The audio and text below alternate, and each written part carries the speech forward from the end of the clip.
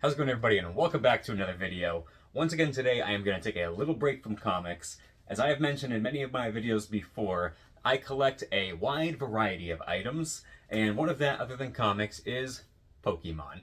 Now, like a lot of people, I'm a 90s baby, so I obviously grew up collecting. I was into base set, I was in base set 2, Gym Heroes, Gym Challenge, Team Rocket, and I dropped off after that.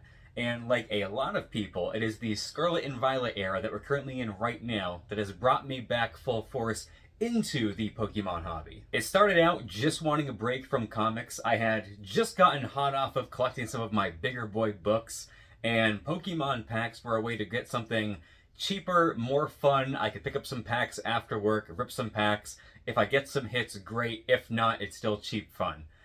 Since then, it has also evolved down this rabbit hole, much like my comic collecting, where it went from ripping packs and getting some binders going, doing some sets, to a point where now I have, I think, about 6 different binders going, as well as a graded collection going, and it is very much becoming not as cheap as it once was. That, coupled with the fact that, for anybody that's not in the Pokemon or card hobby knows, they are very much experiencing a boom right now. There is a huge hype bubble going on. Similarly to how we call it the comic boom we had back in COVID times, Pokemon experienced the very same thing also in COVID. That I was unaware of because I was not as full back into the hobby way back when, but that is also what got me back into comics back then. So in addition to also having a big blow up then, it is almost impossible to find any Pokemon on shelves in stores depending on where you live. And a lot of that comes off of one of the sets that came out, Surging Sparks. That one kind of started building the hype. After that, we had Prismatic Evolutions, which was damn near impossible to find, and if you can find it, you're going to be paying 2 to 3 times the markup. So, in addition to taking a break from comics, I've also taken a break from a lot of going out to stores, looking for Pokemon, ripping packs, and I've kind of refocused in on some of my collecting goals that I have recently set for myself in the Pokemon hobby. So with that said, once I got back into the Pokemon hobby, other than what was currently going on, I started tracing back through sets. And one of the ones that caught my eye was the XY era, and in particular it was their Mega Evolution cards. Just something about them, they didn't look like any other card, whether you're talking about the regular EXs or the full arts. They just had their own unique thing to them. It's kind of gimmicky, where it has the Japanese writing of the main move going across the card in some fashion, and in the Japanese, it's the opposite, where you have the English going across. So while I fully recognize that it's kind of gimmicky, it works for me and I love it, and I started by tracking down these cards. So today, I'm just going to go ahead and show off all of my Mega Pokemon cards that I've been able to collect so far, all of which I've been able to snag graded in a PSA 10. And I will say I bought all of these pre-graded. I have never in my life sent off a PSA submission as of yet. So we'll talk some more as we get going, but let's go ahead and take a look at these cards. Alright, so as I said before, every card that I currently have for this is graded in a PSA 10, and we are going to kick this off, again, the Pokemon Mega Evolutions, with this 2017 XY Black Star promo. This is the Mega Camerupt EX. This is from the Premium Collection box. It was a promo that came in the box, but all of these cards, you can see what I mean with that Japanese font that goes across that. While gimmicky, it just makes them stand out from any other Pokemon card, whether EX or other, and they all have this extremely nice hollow finish that makes the card just pop. Especially when you compare it with a lot of modern ones, it looks a lot more dull for the modern EXs, but everything they had back in the XY era just looks phenomenal. So again, that is the Camerupt EX that we have right there. And going into this next one is one of my personal favorites.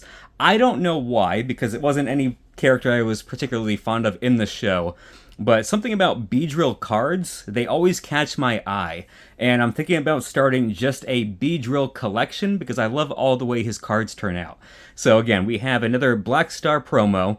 This came in, they did a Mega Beedrill Premium Collection box. So you had to buy that collection box in order to get this card.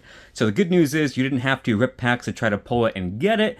Bad news is a lot of promos were just shoved in boxes, so it could be harder to kind of get some in that PSA 10 or a decent grade. But this is another one that the shine on it absolutely looks beautiful. This one was not as expensive as some of the others, but Oddly enough, this was the only PSA 10 one that I currently saw online. I go through eBay just because I've been a buyer and seller on there for years, so I'm very familiar with it. I've never had a bad experience really shopping as long as I'm smart about it.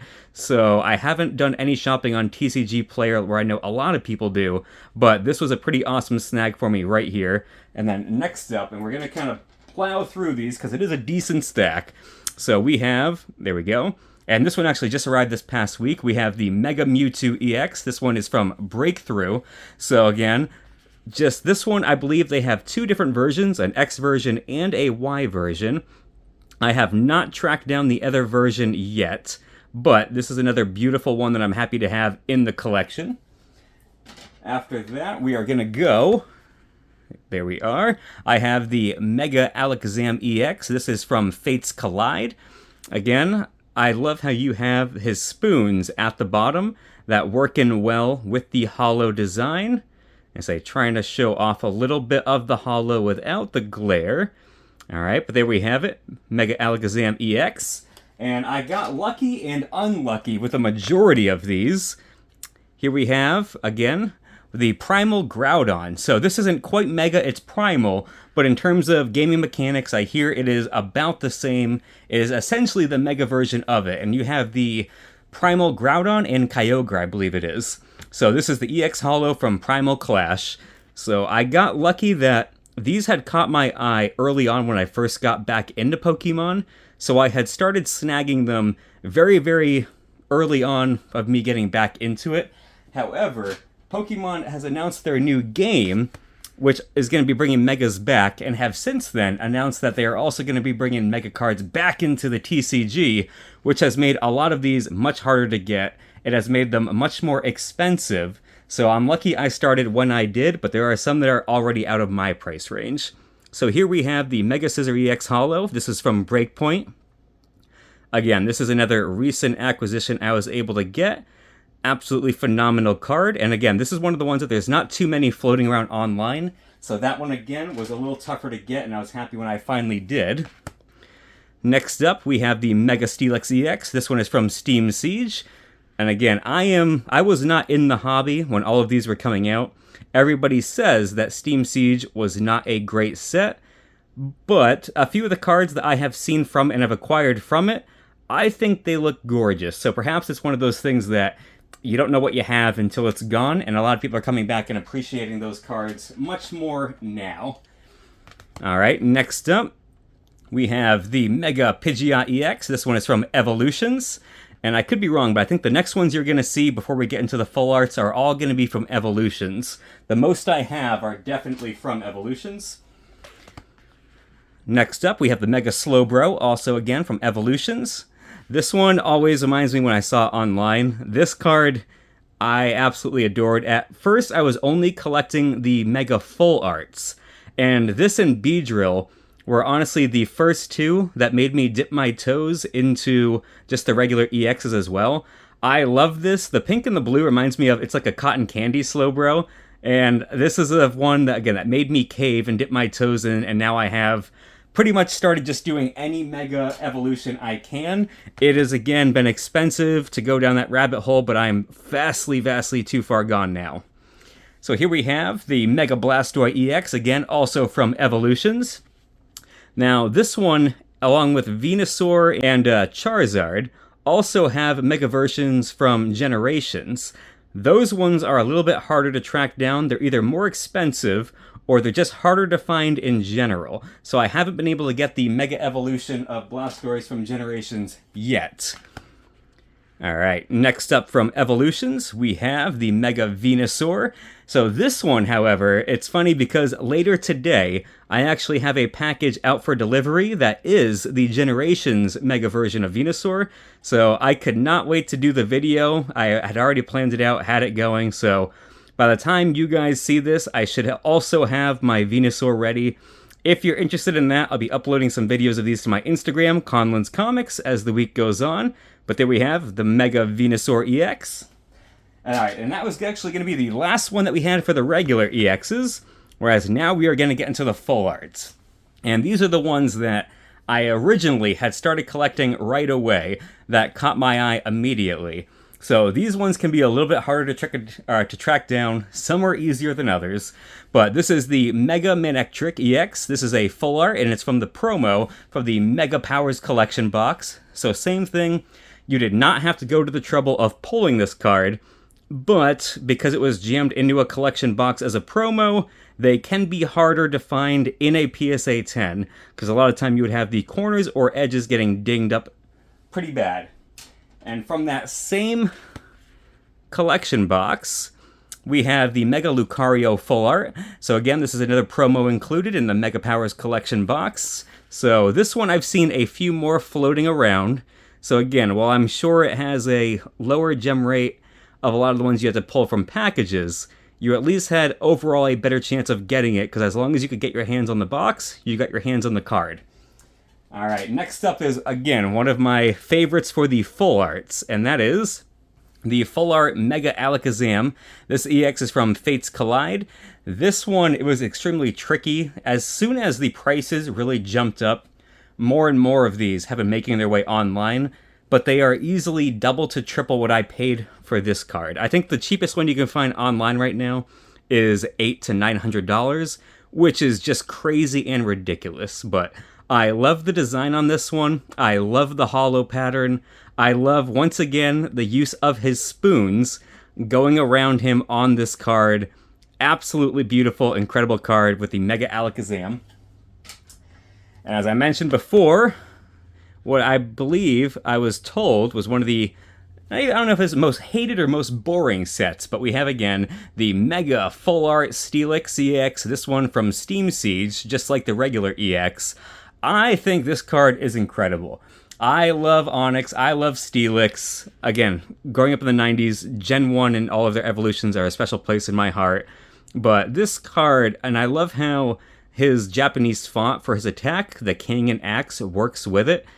Absolutely incredible. And the texture on all of the Megas, and I say, I'm hoping it's coming through on camera, but the texture on all of these cards is another thing that just puts them over the top, and it drew my eye to them and made it so that I had to start collecting these as well.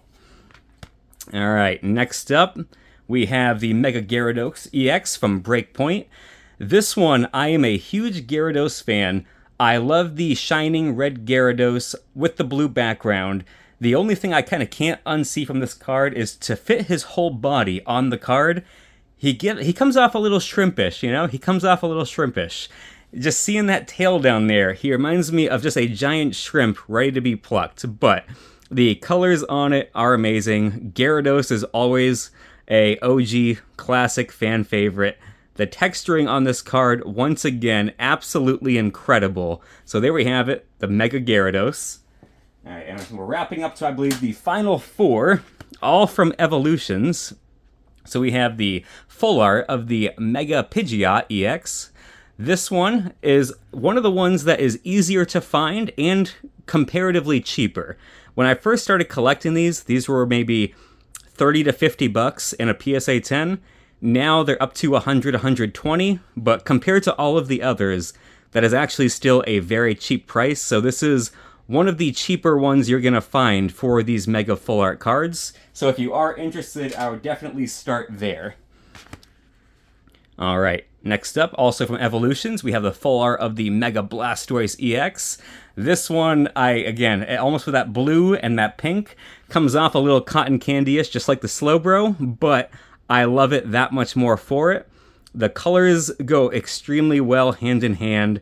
The texture on this card, you can see it very, very well, just especially on his chin right there. It just, these cards look great on camera, but they look even better in hand. So there we have the full art for the Mega Blastoise. Next up, also from Evolutions, we have the full art of Mega Venusaur. This one, I love how he fills out the card with his vines. The green and the gold, while they work well with each other, extremely well with each other, the only thing is I just wish something was a little different to make him pop a little bit more, because he almost just blends in a little too well with that green and gold background.